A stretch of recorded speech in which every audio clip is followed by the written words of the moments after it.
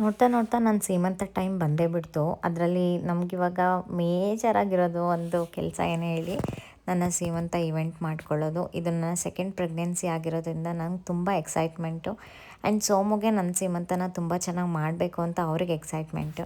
So ನನಗೆ ಈ ಸರಿ ಎಷ್ಟೊಂದು ಪ್ಲೇಸಸ್ ನೋಡೋಕ್ಕಿತ್ತು. ನೋಡಿ ಸೆಲೆಕ್ಟ್ ಮಾಡಿ ಮುಂಚೆನೇ ಹೇಳಬೇಕಲ್ವಾ, ಬಿಕಾಸ್ ಇವಾಗೆಲ್ಲ ಏನಂದರೆ ತುಂಬ ಫಂಕ್ಷನ್ಸ್ಗಳು ನಡೆಯೋದ್ರಿಂದ ಎಲ್ಲರೂ ಕೂಡ ಔಟ್ಡೋರಲ್ಲಿ ಮಾಡೋದಕ್ಕೆ ಇಷ್ಟಪಡ್ತಾರೆ. ಆ್ಯಂಡ್ ಬುಕ್ಕಿಂಗ್ಸ್ ಎಲ್ಲ 2-3 ಮಂತ್ಸ್ ಮುಂಚೆನೇ ಆಗೋಗಿರುತ್ತೆ ಒಂದು ಪರ್ಟಿಕ್ಯುಲರ್ ಡೇಟಲ್ಲಿ.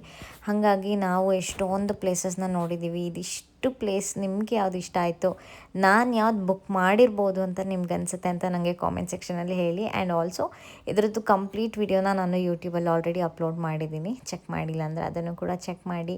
ಎಲ್ಲ ಪಾರ್ಟಿ ಹಾಲ್ಗಳನ್ನೂ ನೋಡಿದ್ದೀವಿ.